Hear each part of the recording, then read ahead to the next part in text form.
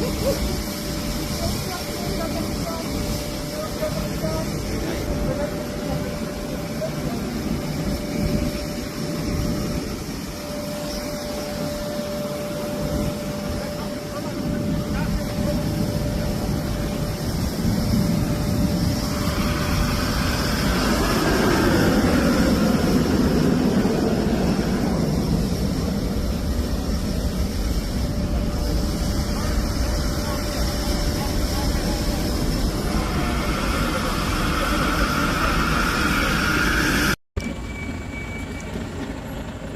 ัสดีครับสบายดีเพื่อนสบายดีสวัสดีครับสบายดีบ้างสวัสดีครับสวัสดี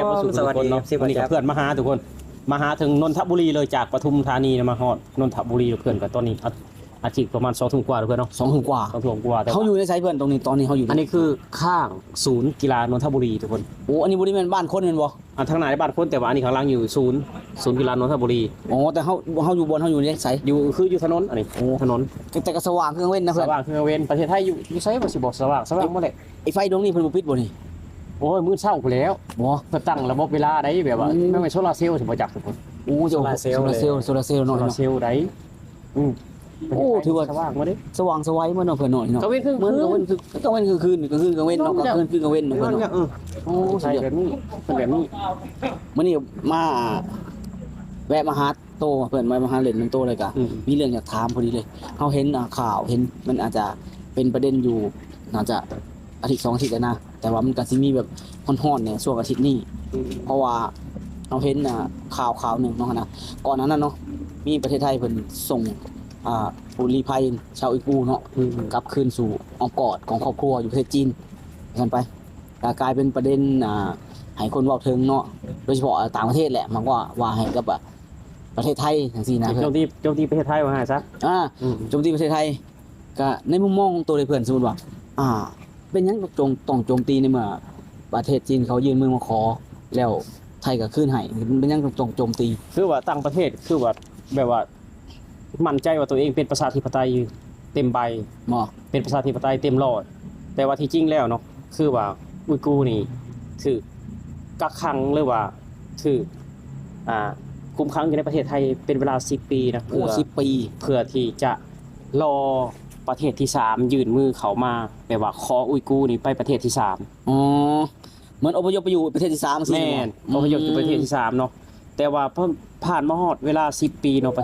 บางคนก็มีลมหายใจจากก็มีเด้ลมหายใจจากก็มีมันตั้ง10 ปีเนาะโอ้ยมันแน่นอนแล้วคนเฮามันก็บ่ได้อายุแบบว่ามันบ่ได้กับจำกัดว่าอายุเท่านั้นปีเท่านั้นปีถึงตายเนาะแบบว่าโรคภัยไข้เจ็บมันก็บ่ได้เว้นว่าอายุน้อยใหญ่ถึงจะเสียชีวิตเนาะแต่ว่า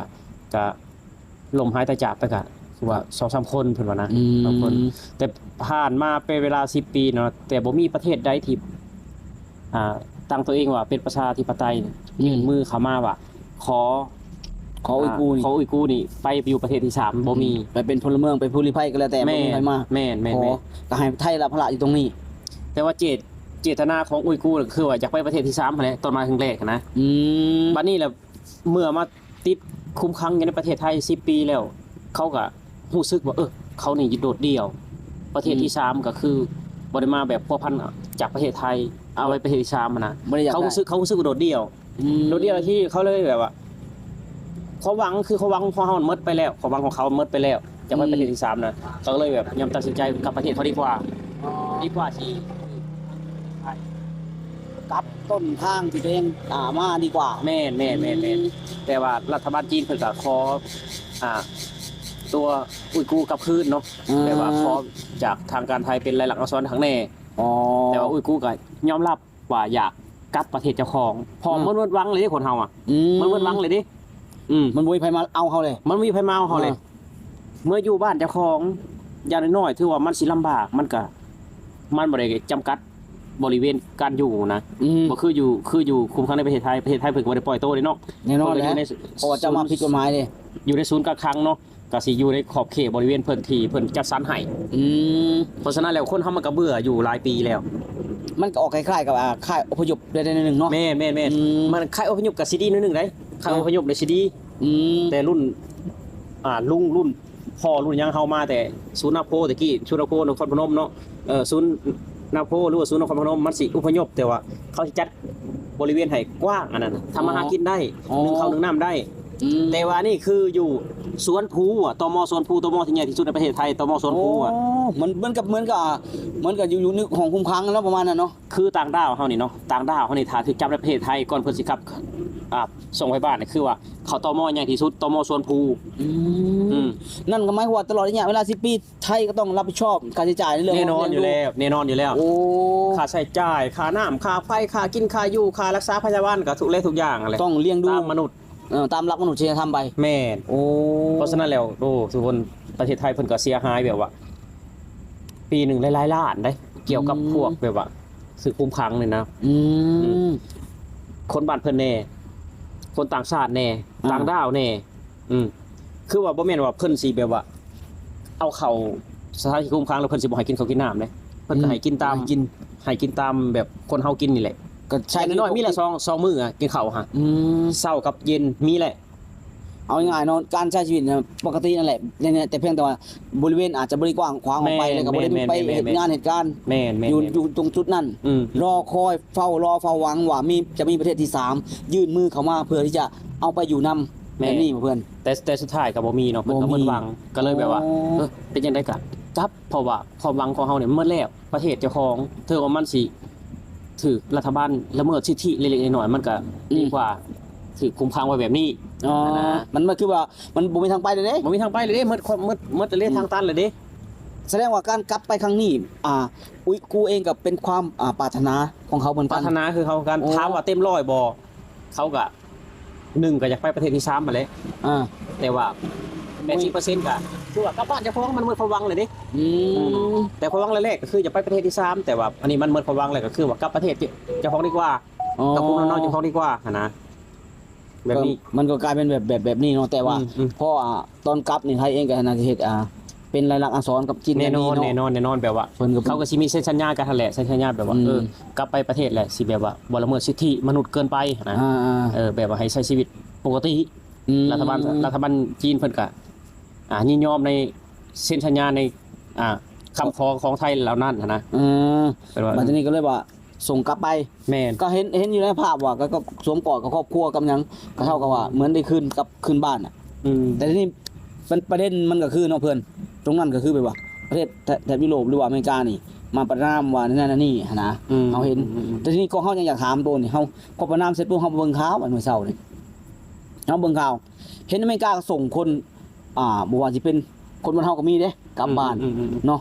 ประเทศอื่นๆก็มีเขาส่งแบบว่าคนที่ว่าเขาปรารถนาออกจากประเทศตัวเองแล้วไปอยู่ประเทศนั้นโดยที่แบบว่า เอาง่ายเขาบ่มักระบบนะบ่มักระบบการปกครอง ระบบการปกครอง เขาไปแล้ว ไปแล้ว เขาก็ไปสู่อ้อมกอดการปกครองแบบใหม่นะแต่กระถึกส่งกลับบัดที่นี่แบบนี้มันคือหยังล่ะเพิ่นบัดในความแล้วก็ส่งกลับคือกันเหมือนกับอุยกูร์เขามองเหมือนคล้ายกันเนี่ยอุยกูร์อาจจะบ่มักระบบการปกครองก็ได้การเดินออกไปเนาะนะอันนี้ก็เหมือนกัน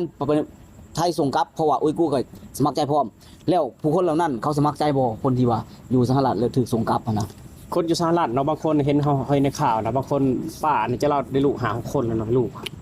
ได้ลูกหาคนแหละแต่ว่าเราบ่มีบัตรซื่อๆนะเป็นคนตกเล่นซื่อๆนะ เราเป็นไหนเราเนี่ยคือนะกรีนพัดอะไรอย่างทุกอย่างเลยเขาไปว่าบัตรต่างดาวอย่างทุกอย่างเลยเรามีครับ แต่เห็นเขาส่งกลับเนาะแล้วเขาสิดำรงชีวิตจังได๋เขาอายุเฒ่าแล้วลูกเฮาล้านเขาก็อยู่พุ่นเนาะ อยู่หุ่นเบิร์ด สมมุติว่าลูกสมมุติว่าต้นมีลูกเนาะบ่ต้นมีลูกอยู่สหรัฐอยู่หาคนเนาะลูกว่าต้นมีบัตรเมื่อไหร่เป็นคนสหรัฐเมื่อไหร่มาส่งแม่มาอยู่ประเทศลาวสิอยู่จังได๋แหละ โดดเดียวแล้วญาติพี่น้องกูไม่น่าอยู่ลาวนะญาติพี่น้องคนหนึงมีบัตรเนี่ยกูไม่คือเอาง่ายว่าไปกูไม่เกิดอยู่ลาวกูมีแหละคือความเป็นพลเมืองของเรานี่เพียงแต่ว่าเสื้อสายสื่อร่างทางด้านเอกสารบ่มีแล้วคือกันนะ คือว่าส่งมาประเทศลาวเลยก็ฮู้กันอยู่เนาะโซนบ้านเฮาก็บ่แม่นว่าเว้าปัจจุบันเจ้าของดอกสวัสดิการก็ยังบ่มีในบ้านเฮาแต่ขนาดบ่ต้นบ่ได้ไปสหรัฐอเมริกาในบ่ต้นยังมีสวัสดิการนะแบบว่าเกิดอยู่ในประเทศลาวนี่ก็แต่ว่าเพิ่นกลับมาเพิ่นสิกินหยังใครสิดูแลเพิ่นให้นะ แต่ในกรณีเฮามันดีกว่าเพราะหยังพ่อแม่เฮาอยู่ที่ทางเฮามีบ่ญาติพี่น้องเฮาอยู่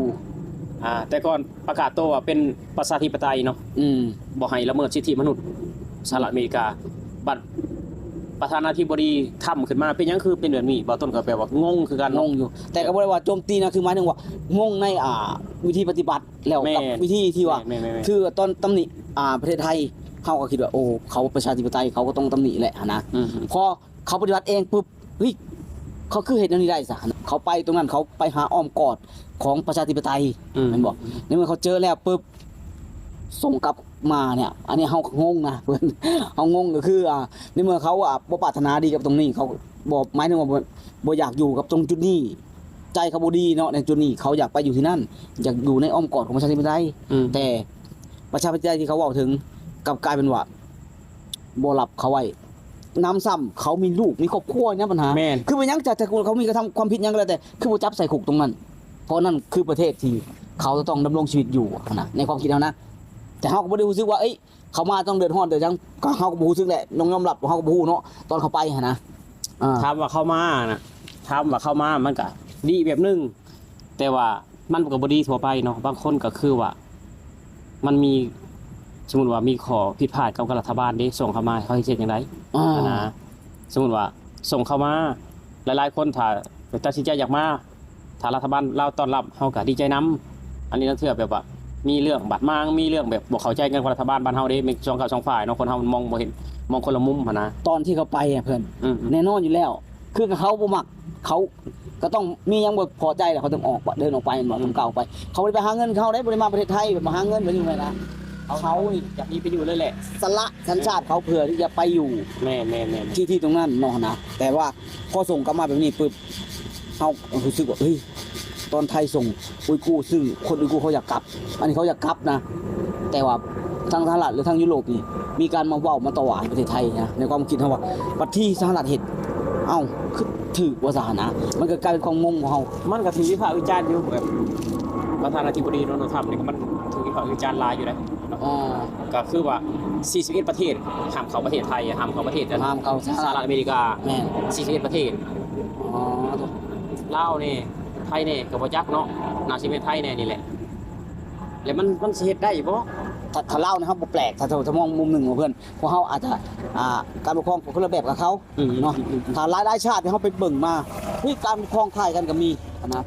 บ่ต้องว่าเฮ็ดบ่ได้ดอกเนาะถ้าเป็นประเทศไทยเป็นประเทศไทยเป็นประเทศที่ใหญ่เป็นประเทศที่แบบว่าโด่งดังเลยนะเรื่องการท่องเที่ยวนะแม่นๆคืออยู่ในโลกนี่คือว่าประเทศไทยก็ติดอันดับ1นะถ้าว่ารัฐบาลสหรัฐอเมริกาสิเป็นประเทศไทยบ่ให้เข้าสหรัฐอเมริกานี่ถือว่าบ่ได้นะแต่ว่ามันก็ว่าไปซื่อแหละแต่ที่จริงแล้วขอสรุปของมันแล้วมันบ่ต้นคือว่าบ่ได้ดอกบ่ผ่านดอก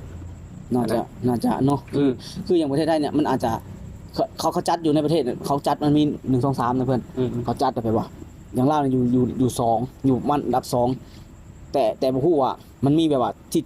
ต้องอันนั้นเลยจำกัดเลยคือมีอยู่10ประเทศ10ประเทศแรกแล้วก็มามี20ประเทศอันตรงนั้นเฮาบ่ฮู้ลึกตื่นหน้าบางตรงไหนเนาะแต่ว่าเฮาหันของใจแค่ ตอนอุยกูร์เนี่ยเฮาฟังจนหูชาไอ้ทั้งสหรัฐทั้งยุโรปเว้ากับประเทศไทยนะแต่เฮาก็บ่ได้ว่าเฮาไม่มีหน้าที่มีสิทธิ์จัดการหยังแต่เป็นการถกกันในแนวความบ่ฮู้ในเฮาเนาะนะแต่พอมันเหตุมันใกล้เคียงกันเลยเฮ็ดให้เฮางงนะเอ้าคือเฮ็ดได้คือเฮ็ดแล้วคือบ่มีความผิดคือบ่มีอันข้อผิดพลาดอันใดนะสามารถเฮ็ดได้สบายๆแต่พอเป็นประเทศไทยเฮ็ดย้อนหยังจังหวะกับไทยนะในประเทศไทยเองก็เป็นประเทศที่เขาก็ต้องมีสิทธิ์ตัดสินใจเนาะแล้วเขาก็ต้องฮู้เลยแหละว่าเอ้ยอยู่ตรงนี้มันกับให้คนเหล่านี้ไปอยู่บ้านเขาอิสระได้มันหลายกว่ากันเนาะถ้าสิมาปล่อยอยู่ในประเทศไทยเลยมันก็บ่ได้มันบอกมันเป็นพลเมืองไทยเด้อบ่ได้คือกันบ่ได้เพราะเขาก็หนีเข้ามาแม่ๆบ่ได้เพราะฉะนั้นเขาต้องคืนไปบ้านเกิดจังซี่นะแต่อย่าลืมว่าอุยกูร์เขาก็อยากกลับนะอยากกลับเขาอยากกลับก็เห็นกันสัมภาษณ์กันอยู่คือเขาว่าแล้วมันหมดหวังเลยหมดหวังเลยถ้าสมมุติว่าติดคุกอยู่ในประเทศไทย5 ปี 10 ปีเนาะนี่เป็นประเทศที่สามารถยื่นมือเข้ามาแบบว่าค่อยขอพลเมืองอุยกูร์อันนี้พลเมืองจีนเหล่านี้ไปอยู่ประเทศบ้านข่อยเขาก็พร้อมที่จะไปเด้พร้อมที่จะแต่นี่มันหมดหวังแล้วบ่มีใครมาแบบพัวพันเอาหนาว่าง่ายซะมันเลยเป็นแบบนี้อันนี้เขายังว่าอยากกลับแต่เฮาเห็นไอ้คนที่สหรัฐส่งออกให้ตั้งหลายคนเพื่อนให้อะไรเนาะแล้วก็มีลูกมีผัวอยู่พุ่นมีเต้าอยู่พุ่นไปอยู่ส่งมาอยู่ประเทศลาวสิแม่ถ้ามาหากินจังได๋เอาถามเนี่ยอายุหลายแหละ56 ปี10 ปีแหละเฮาเคยเห็นสหรัฐส่งคนลาวกลับมาอีกครั้งนึงตอนเฮาเรียนหนังสืออยู่ม.6 แล้วเขาจะจัดบ้านจัดสรรให้แต่มันเป็นพื้นที่บ้านจัดสรรก็เป็นหลอกนะเพิ่นแล้วก็บ่มีที่ทำมาหากินบ้านมีแต่บ่อนอยู่เห็นได้ซะเขาจะบ่มีเงินส่งมาให้ลูกเต้าหรือลูกหลานส่งมาให้เขาสิอยู่นั่นได้นั่นแหละอย่างว่าเขาก็แบบนั้นแหละเนาะไปว่าบ่ฮู้จังได๋สิ้นหวังแล้วเขาก็ถ้าส่งมาก็สิ้นหวังแหละสิ้นหวังคือถ้าตอนแรกก็คือเพิ่นว่าเคินหยังในเมื่อเขาบ่มัก แบบนี้ระบอบการปกครองแบบนี้เขาไปอีกระบอบการปกครองหนึ่งสหรัฐกับประชาธิปไตยก็เปิดหลับแต่แรกแล้วเนาะมันกับบุคคลที่จะส่งกลับถ้าเขามีความผิดหยังก็แล้วแต่จับพังคุกอยู่ในสหรัฐเอาว่าต้องแบบนี้บ่ให้ คันว่าสิส่งคนลาวก่อนเนาะส่งชาติพวกที่แบบว่าเฮ็ดพาสปอร์ตไปท่องเที่ยวไปแล้วไปทิมพาสปอร์ตเลยอาศัยแบบอยู่ในสหรัฐอเมริกาเลยฮะ อันนี้นั่นน่ะได้ บ่ต้นอยากให้ส่งแบบพวกนั้นเนาะ แบบนั้น พวกที่บ่มักสหรัฐแล้วไปอยากไปเฮ็ดงานอยู่สหรัฐฮะ อยากไปหาเงินซื่อ ให้ส่งแบบนั้นฮะ เนี่ยนั่น พวกทีมพาสปอร์ต นั่นโอเคนะเอาว่ะอันนี้ เขามี เรามี เต้าหลายปี เราเห็นกรีนพาสก็คือเห็ดบัตรต่างดาวตั้งแต่หลาย10 ปีก่อนนะเพื่อนมันแบบว่าเป็นระยะเวลาผ่านมาโอ้โหซึ่งเขาไม่อยากมาเขาให้เขาห้องสินะ คันว่าเฮ็ดไปนั่นก็ระบบก็ตรวจสอบดีๆเนาะไอ้จักคนแบบคนไปตั้งแต่บ่ต้นยังบ่เกิดก็ส่งไปส่งมา ส่งมาหลายได้เพิ่นบ้านเฮานี่เจอหลายแต่ว่าเฮาบ่ว่าหยังดอกตรงนั้น แต่ว่าตอนไทยเฮ็ดเนี่ยบ่คนเว้านะแต่ว่าสิ่งอย่างถ้าตอนไทยส่งนี่เขาให้เฮ็ดถือกว่าอีกเขาให้แบบเฮ็ดบ่ได้เฮ็ดว่าโอ๊ยกูเขาบ่ได้ห้องบ่ได้ให้นะเขาดีใจเพราะเขาบ้านเลยครับมันก็ตรงนี้น่าชื่นชมมากกว่าเนาะแต่ว่ามันก็เป็นสิทธิ์ของไอ้สหรัฐดอกนะแต่ว่าเฮาเห็นแล้วก็เฮ็ดแบบมีความงงมันเป็นแนวนี้บ่ซะบางเทื่อเฮาก็งงกับสิ่งที่เขาปฏิบัติคือกันเนาะนะหรือว่าสุดท้ายแล้วคนเฮามันก็ตัวเองเฮ็ดมันก็เห็นกับตัวกันทั้งหมดอ่ะบ่หรือว่าตัวเองเฮ็ดคือถือหมดนะหมู่ละพิษหมดจังซี่บ่ เป็นแปลกแต่ว่าไม่จะได้แบบบ้านเพิ่นเป็นมหาอำนาจเนาะแต่ว่าเฮาก็คิดได้แปลกอยู่ในใจเนาะคนเฮาก็มีสิทธิ์คิด แม่น มีความคิดของตัวเองว่าแต่แปลก ๆสงสัยแหละเฮาแค่สงสัยใน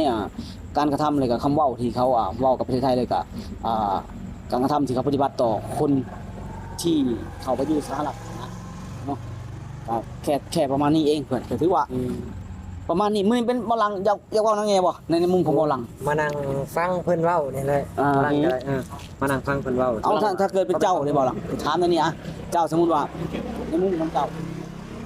อยู่อเมริกาถ้าสมมุติเจ้าอยู่อเมริกา30 ปี 30 ปีแล้วว่า ญาติพี่น้องเจ้าญาติพี่น้องเจ้าบ่มีอยู่ลาวสมมุติเจ้าอยู่พุ่นหมดเลยลูกเจ้าก็อยู่พุ่นถ้าเพิ่นจับเจ้าส่งเจ้าสิเฮ็ดจังได๋ในมุมของเจ้า โอ้ก็สิห้องให้คือกันนั่นแหละคำว่าทางที่จับก็คือว่าจับเข้าคุกอยู่พุ่นซะเนาะ แล้วความคิดคือกันเด้เพราะว่าเจ้ามาเจ้าสิมาหาไผอยู่พี่ มาไว้มันจัดไปตีพี่น้องบ่มีนั่นว่า ข่อยก็บ่ได้รังเกียจนะสมมุติเจ้ามาข่อยก็บ่ได้รังเกียจ แม่ แต่อย่าลืมว่าสุดท้ายทุกคนมันก็ต้องหาเลี้ยงตัวเอง แม่ แม่นบ่อันนี้เพิ่นคน50กว่าเลยหาเลี้ยงเจ้าของได้ไหม แม่นหาเรื่องได้หลายเด้ ถ้าเราบ้านเฮาก็หาเงินง่ายในประเทศไทยซะก็บ่ว่าเนาะเพิ่นเนาะ แม่น หาค้าขายมีหยังนี่นะเนาะมื้อนี้อาจจะบ่หลังอาจจะได้เว้าหน่อยเนาะแต่อาจจะเพราะว่าข่าวสารตรงนี้บ่หลังอาจจะยังบ่ทันได้เบิ่ง คือว่าคันบ่ต้นเชื่อเลยว่าถ้าอยู่ในประเทศไทยเนาะถ้าเพิ่นส่งคนไทยมากลับมานี่บ่ต้นเชื่อเลยว่ารัฐบาลไทยนี่เพิ่นช่วยเหลือนี่ โอ้เต็มร้อย หลายได้ เต็มร้อย ยกตัวอย่างเบิ่งแบบว่า เกิดสงครามที่อิสราเอลไปหมดละรัฐบาลไทยเพิ่นวอนให้คนไทยมากลับคืนมาแล้วบ่อยากให้เสี่ยงกับสงครามเหล่านั้น รัฐบาลไทยให้คนละ 40,000 บาท 50,000 บาทขอแค่กลับมา กลับมาซื่อๆได้ 40,000 บาท 50,000 บาทหั่นน่ะ แม่น ถ้าว่า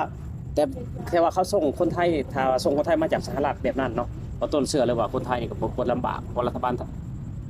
ลหรือว่าประชาชนภาคส่วนต่างๆบ้านเพิ่นซอยซัพพอร์ตกันอยู่แล้ว และอีกอย่างประเทศไทยมันเป็นพี่เนาะเพื่อนก็คือการที่คนไทยไปนี่เขาบ่ได้ไปเพื่อหนีต่อการปกครองอาจจะไปหาเงินหรือไปทำธุรกิจไปอยู่ไปหยังก็แล้วแต่เนาะเพื่อนแต่ว่าพอการกลับมาของคนไทยเหล่านั้นคือนอกจากจะบ่ลำบากรัฐบาลซอยแล้วถ้าแรงงานนี่บ่ต้องห่วงอยู่แล้วคือพร้อมซัพพอร์ตอยู่แล้วรัฐบาลน่ะแต่หมายถึงถ้าคนที่ไปอยู่จังซี่เนี่ยวันหนึ่งถือกลับมาจังซี่หรือแม้กระทั่งคนที่กระทำความผิดแล้วได้รับโทษแล้วส่งกลับมารัฐบาลเองก็ต้องแก้ไขคือกันประเทศไทย แม่นประเทศไทยเพิ่นแก้ไขอยู่แล้วคือว่าสิไปจังไดเพิ่นก็แก้ไขถ้าเป็นข่าวแห่งเพิ่นแก้ไขประเทศไทย แก้ไข เพิ่นบ่ทิมกันอยู่แล้วทุกคน แม่น จังไดก็เป็นคนไทยว่าง่ายซะ แม่นเพราะว่าอีกอย่างที่ว่าคือคนไทยเพิ่นไปนี่เพิ่นต้องไปในธุรกิจบ่ไปทำงานบ่ไปหาเงินบ่ไปสร้างครอบครัวบ่จังซี่นะเพื่อนอาจจะบ่ได้ไปแบบอันนี้นะเขาตั้งใจไปเพื่อที่จะหนีต่อระบบการปกครองที่เขาบ่มักเขาไปอยู่อีกการปกครองหนึงนะปัจจุบันนี้เขาก็ฮู้อยู่แล้วเขาบ่อยากกลับมาแม่นบ่มันกดดันทุกด้านเลยเฮาเห็นมันก็น่าเห็นใจบ่ก็น่าเห็นใจเนาะนะแต่ครับมันทางเลือกของเขาที่เขาเลือกไว้เนาะแต่สุดท้ายมันเป็นโชคชะตามองนั่นแหละเท่านั้นแหละเอากับมองอย่างอื่นบ่ได้เนาะถือว่าในท้ายคลิปอยากฝากจังได๋เพิ่นถ้าไปว่าในมุมมองเนาะในความคิดของตัวเองส่วนตัวประเด็นที่มันเกิดขึ้นนี่อยากเว้าถึงแนวใดเนี่ยในความคิดของตัวน่ะสรุปได้สั้น ในความคิดของเฮาอะนะถ้าว่าสิส่งมานะ บ่ต้องบ่อยากให้ส่งแบบว่าคนที่มีลูกมีเต้าเลยนะไปอาศัยตั้งแต่ปี1975เนาะ โอ้โห หนีไปแต่พุ่นเนาะคนลาวเนาะทุกคนตั้งแต่บ่ต้นยังบ่เกิด หรือว่าปันปี1980ก็มีคนไปอยู่เนาะบ่ต้นยังบ่เกิดคือกันก็อยากให้ตรวจสอบเบิ่งดีๆว่าเขามานี่มาแต่จักปีแล้วจุดประสงค์เขามาอีหยังเขานี่ฮอดมาเพิ่งเย็นบ่หรือว่าเขามาทำงานซื่อๆหรือว่าเขาถือพาสปอร์ตท่องเที่ยวมาแล้วเขาทิ่มเพื่อทำงานเพื่ออยากเป็นพลเมืองของสหรัฐอเมริกาบ่ให้ตรวจสอบดีๆเนาะทุกคนถ้าว่าคนที่กำลังไปในปี2005ในปี2000ไปเพื่อทิ่มพาสปอร์ตไปเพื่ออยากไปอยู่สหรัฐอเมริกาอยากทิ่มพาสปอร์ตเจ้าของอยากเป็นพลเมืองคนอเมริกาแหละบ้านพวกนั้นนี่แหละเขตมาหมดนั่นเห็นโลดเนาะเพิ่น เพ เนาะ ราะว่าพ่อแม่มันยังมีอยู่เอ้ยน้องมันยังบ่ได้ตาย แม่น ถ้าว่าคนที่ไปตั้งแต่ปี1975หรือปี1980นั่นให้เขาอยู่พวกนั้นเพราะว่าให้หน้าตากาเขาก็คายมาแล้วพ่อแม่เขาก็เสียชีวิตมาแล้ว บ่มีหยังแล้ว มุนมังสังขยาพี่น้องเขาแบ่งกันคายมาแล้วเขามาเขาสิเฮ็ดอีหยังเขาคิดว่าสิใส่เบ็ดกบคายก็เขาลืมมาแล้ววิธีใส่เบ็ดกบเขาลืมมาแล้ววิธีตึกแห่เขาลืมมาแล้ววิธีเฮ็ดนาให้เขาอยู่ซะพวกนั้นให้ตรวจสอบดีๆเนาะแม่นเฮาบ่ได้คาดว่าสิส่งมาหนะส่งมาก็ส่งได้คือประเทศไทยเพิ่นก็ส่งคือกันสำหรับคนที่เฮ็ดผิดกฎหมายประเทศไทยเนาะสหรัฐคือกันอยากให้ส่งมาแต่คนที่ลักลอบเข้าไปทำงานในระหว่าง5ปี10ปีนี่ให้ส่งกลับมาให้หมดส่งโลดพวกนั้น ส่งมาโลดพวกนั้นเพราะแม่เขายังตายบ่ต้น เพราะว่าอีกอันนึงพวกนั้นเขาเจตนาที่จะไปทำความผิด แม่น คือเขาทิมพาสปอร์ตไปเหตุงานไปลบหนีเหตุเวียกเหตุงานอันนั้นมันเป็นสิ่งที่เฮ็ดได้นะว่าเนาะเป็นเรื่องที่ว่าทุกคนยอมรับได้เนาะนะเพราะว่าสุดท้ายแล้วเขาก็ต้องกลับมาลาวก็ได้พ่อแม่ก็มีเงินส่งมาลาวอีกบัดทีนี้เรานั่นน่ะเขาบ่ได้ฝากเงินมาลาวนะเขาต้องอยู่ที่นั่นเขาตัดใจเด้ เขาตัดใจแล้วเขามีให้มีหน้าแค่นั้นแล้วเขาบ่ได้สนใจว่าเขาบ่ได้คิดว่าเขาคือลาวแล้วก็คือคนลาวต้อนรับบ่สมมุติเนี่ยเฮาเองเนี่ยประชาชนทั่วไปเฮาต้อนรับอยู่แต่เฮาสิเลี้ยงเขาได้บ่เฮาก็เลี้ยงเขาบ่ได้ก็เลี้ยงบ่ได้แต่เฮาเลี้ยงเองเขายังบ่กุแปะๆบางๆเนาะสุดท้ายมันก็เขาก็ต้องถามมาเขาก็หาเลี้ยงตัวเองแหละแต่ว่าเขาสิหาเลี้ยงแบบใดหั่นนะเพราะว่าลำบากเขาบอกลำบากถ้าสิให้เขาไปเผาถ่านขายมันก็บ่คือคนที่เฮ็ดประจำเด้มันยากเนาะมันมีอีกอันหนึ่งที่มันแบบพีคสุดๆอีกในความคิดเฮานะมีลูกอยู่พุ่น 4-5 คนมาพี่เจ้าปราศจากเบิดเอกสารทุกอย่างสมมุติว่าคิดฮอดลูกโตก็ไปบ่ได้เลยเพื่อนไปบ่ได้โตก็ไปพุ่นบ่ได้เลยคือคิดถึงลูกมากแค่ใดก็ไปบ่ได้อยากพ่อหน้าลูกก็ไปบ่ได้เพราะเอกสารตัวนี้ตัวสิขามาไทยนี่ก็ขามาบ่ได้เลยบ่ได้นะเพราะเอกสารยังตัวบ่มีเลยบ่ได้นะเอกสารอยู่ในประเทศลาวก็บ่มีแล้วบ่มีจักสิเป็นคนเถื่อนไปแล้วอ่ะเป็นคนตกหล่นไปแล้วเจ้าใช้ชีวิตไปได้ลำบากเลยบัดแม่ๆครับนี่แหละคือว่าเฮาพลิกสุดพลิกเลยลูกเต้าก็คิดแบบโคนี่โอ้โหเฮาคิดว่าบัดนั้นการที่ว่าเขาประนามประเทศไทยนี่ส่งไอ้กู้นี่โอ้เฮารู้สึกขัดใจตั้งแต่ตอนประนามตอนที่ว่าสลัดบ่ทันส่งคนเลยนะเพราะว่าประเทศไทยเขาเฮ็ดถูกต้องหมดเลยเฮาเบิ่งบ่ได้ผิดพลาดอีหยังนะแต่ว่ามันก็เป็นถ้าสมมุติคนไทยเว้ากันเองบ่ว่านะสมมุติคนไทยเว้ากันเองบ่ว่านะเพราะหยังคนไทยมีสิทธิ์คิดแบบนี้เนาะเพราะประเทศไทยเด้แต่อันนี้คือว่าแบบยุโรปสหรัฐแบบนี้มาวิจารณ์เฮารู้สึกฟังแบบยุโรปเนาะฝรั่งเศสแคนาดาเป็นหยังถ้าว่าเจ้าเป็นประชาธิปไตยแท้เป็นหยังจึงคือมาหับเอาอุยกูร์ไปพุ่นเนาะคนไทยเขาบ่ได้ห้ามได้ว่าบ่ให้อุยกูร์นี่ไปประเทศที่3เขาบ่ได้ห้ามแต่เขายินดีส่งไปแต่ว่าอันนี้บ่มีไผมายืนมือเข้ามาซอยเรือเหมือนท่าเว้าซื่อๆนะเมื่อท่าเว้าเหมือนรอพูดกับคนอื่นซื่อๆถ้าเจ้าแบบว่าเป็นห่วงเขาแท้ก็ต้องมาหับเอาเขาที่แม่นล่ะวะแม่นหับเอาเขาไปเพน3แคนาดาบ่ฝรั่งเศสบ่สหรัฐอเมริกาออสเตรเลียบ่ญี่ปุ่นบ่เหมือนอยากเว้าให้ไทยเสียหายซื่อในความคิดเฮานะเหมือนจะว่าไทยเสียหายซื่อตัวเองก็บ่ได้รับผิดชอบหยังกับไทยหั่นนะในความรู้สึกของเฮาว่าบัดที่ตัวเองเฮ็ดน่ะก็บ่ได้ว่าหยังเกิดประมาณนี้ทุกคนเนาะคลิปวิดีโอนี้ก็เป็นความขัดข้องมองใจของบ่แจ๊บแล้วก็อยากมาปรึกษาเพื่อนอยากเว้ากับเพื่อนเนาะก็ฝาก FC พร้อมทุกคนเนาะก็อันใดเบาแจ๊บเบาต้นเว้าผิดพลาดเนาะเพื่อนเนาะก้าวไกลอะไรก็แล้วแต่เราต้องกราบขอโทษตรงนี้เพราะว่าบ่แจ๊บเองกับเบาต้นก็บ่ได้เป็นผู้ที่มีความรู้เนาะเพื่อนเป็นการมาเว้าคุยเว้าร่วมกันน่ะแต่ว่าออกมาความคิดส่วนตัวซื่อๆเนาะเป็นคนที่แบบว่าบ่ได้ฮู้เกี่ยวกับกระทรวงการต่างประเทศหรือเป็นอีหยังเนาะแต่ว่าคนเฮาเป็นประชาธิปไตยแต่ก็ต้องเคารพความคิดความเห็นซึ่งกันและกันเนาะตัวใดผิดก็ปล่อยไปตัวใดถูกก็เอาไปปฏิบัติเนาะแม่นๆก็ประมาณนี้เนาะทุกคนเนาะก็ประมาณนี้ก็คือว่าสำหรับคลิปวิดีโอนี้อันที่ว่าอันใดแบบว่าทาง FC มีอะไรอยากจะบอกอยากจะกล่าวก็ขอเพิ่มเติมได้เนาะทุกคนเติมในคอมเมนต์เนาะทุกคนเนาะก็ฝากทุกคนเนาะฝาก ช่องเบาหลังแน่ แม่นฝากติดตามบ่าวหลังเด้อทุกคนเด้อบ่าวหลังเนี่ยใจชาแนลทุกคน เบาหลังแน่ใจชาแนลแล้วก็บ่าวต้นชาแนล ทุกคนเนาะ รวมถึงน้ำมนต์ น้องมนต์ชาแนล ชาแนลทุกคนเนาะถือว่ามื้อนี้ ทุกคนเด้อ เรา3คนเนาะก็ลาไปก่อนเพื่อนเนาะ แม่ สวัสดีครับผ สวัสดีครั ม บ